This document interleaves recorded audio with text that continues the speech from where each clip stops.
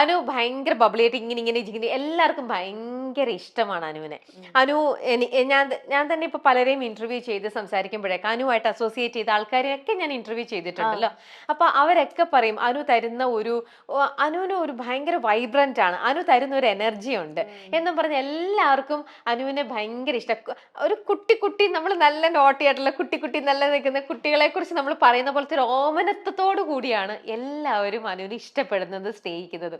എന്താണ് ഇതിന്റെ പിന്നിലത്തെ സീക്രട്ട്? പറഞ്ഞു തരാം. ഒരാള് ആരാ പറഞ്ഞ്? അത് എല്ലാരും പറഞ്ഞു. അല്ല, എല്ലാരും അനുമായിട്ട് അസോസിയേറ്റ് ചെയ്ത് നിൽക്കുന്ന എല്ലാവർക്കും പറയാനുള്ളത് ഒരേ അഭിപ്രായം. ഇപ്പം പരിചയപ്പെടുമ്പോ എല്ലാരായിട്ടും ഫ്രണ്ട്ഷിപ്പ് കൊണ്ടുപോകാൻ ഭയങ്കരമായിട്ട് ആഗ്രഹിക്കുന്നവരാ എല്ലാരായിട്ടും.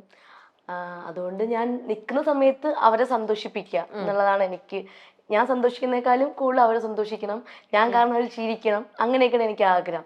അങ്ങനെ അതുകൊണ്ടാണ് പറയുന്നത്. പിന്നെ അവരെ കൂടുതൽ ഞാൻ എന്താ പറയുക, സ്നേഹിക്കും, പിന്നെ സേഫായിട്ട് നിർത്തും.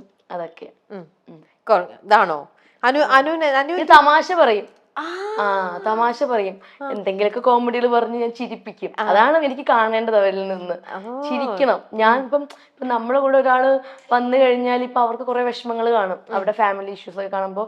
അപ്പം എന്നെ വിളിച്ചിട്ടുണ്ടെങ്കിൽ അപ്പൊ എന്നിൽ നിന്ന് എന്തെങ്കിലും കിട്ടാൻ വേണ്ടിയിട്ടായിരിക്കും അവരെന്നെ വിളിച്ചത്. അപ്പൊ ചിലപ്പോൾ ഒരുപാട് ഫ്രണ്ട്സ് ഉള്ളവരായിരിക്കാം.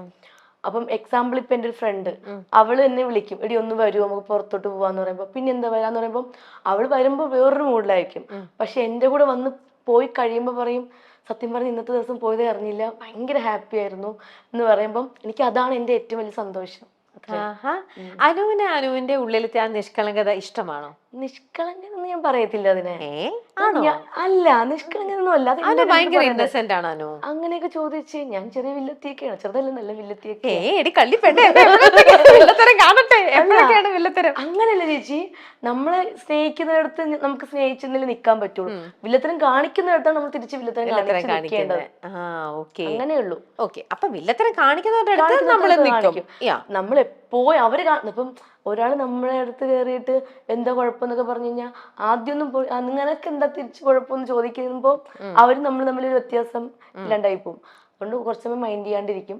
വീണ്ടും ചൊറിയാൻ വേണ്ടി കയറി വന്നു കഴിഞ്ഞാൽ ബാന്ധിക്കളയും. അങ്ങനെ. അപ്പൊ ഇങ്ങനെ ആരെങ്കിലും ഒക്കെ ആയിട്ട് വഴക്കിട്ടിട്ടോ? ഇല്ല, ഇപ്പൊ അങ്ങനെ ആരുമായിട്ടും അങ്ങനെ വഴക്കും കാര്യങ്ങളൊന്നും ഇല്ല. മുമ്പൊക്കെ ഉണ്ടായിരുന്നു, അപ്പൊ പ്രായത്തിന്റെ ഒരു ഇത് കൊണ്ട്. പക്ഷെ ഇപ്പൊ അങ്ങനെ ആരുമായിട്ടൊന്നും അടി ഉണ്ടാക്കാനൊന്നും. പ്രായത്തിന് ഓരോ ഇങ്ങനെ പക്വത എത്തി കഴിഞ്ഞല്ല, വീട്ടിലുള്ളവരായിട്ടാണ് ഏറ്റവും കൂടുതൽ അടി ഉണ്ടാക്കുന്നത്. ആണോ? അത് വീട്ടിലുള്ളത് മാത്രമല്ല നമുക്ക് നമ്മളെ സ്വഭാവം കാണിക്കാൻ പറ്റുള്ളൂ. പുറമെ ഇപ്പൊ അത്രയും പുറത്തും ഞാൻ എനിക്ക് എന്റെ ഇഷ്ടമുള്ള ആൾക്കാരുടെ എന്റെ സ്വഭാവം കാണിക്കാറുണ്ട്. നമ്മൾ എപ്പോഴും പിണങ്ങുന്ന ആരോടാ? നമുക്ക് ഒരുപാട് ഇണക്കമുള്ള ആൾക്കാരുടെ അടുത്താണ് നമ്മൾ പിണങ്ങുന്നത്. എപ്പോഴും പിണങ്ങുന്നത് അമ്മയെടുത്താ. ആണോ? അപ്പനെ മിണ്ടുകയും ചെയ്യും. എന്റെ എല്ലാ സ്വഭാവവും നന്നായിട്ട് അറിയാവുന്നത് എന്റെ അമ്മ തന്നെയാണ്. അമ്മയ്ക്കും പിന്നെ എന്റെ 2-3 എനിക്കങ്ങനെ ക്ലോസ് ഫ്രണ്ട്സ് ഒന്നും ഇല്ല, പക്ഷെ 1-2 പേര് മാത്രമേ ഉള്ളൂ. അവരുടെ അടുത്ത് മാത്രമാണ് എന്റെ സ്വഭാവം ഞാൻ കാണിക്കുന്നത്. കുറെ ദിവസം അങ്ങനെ ഇരിക്കാൻ പറ്റത്തില്ല.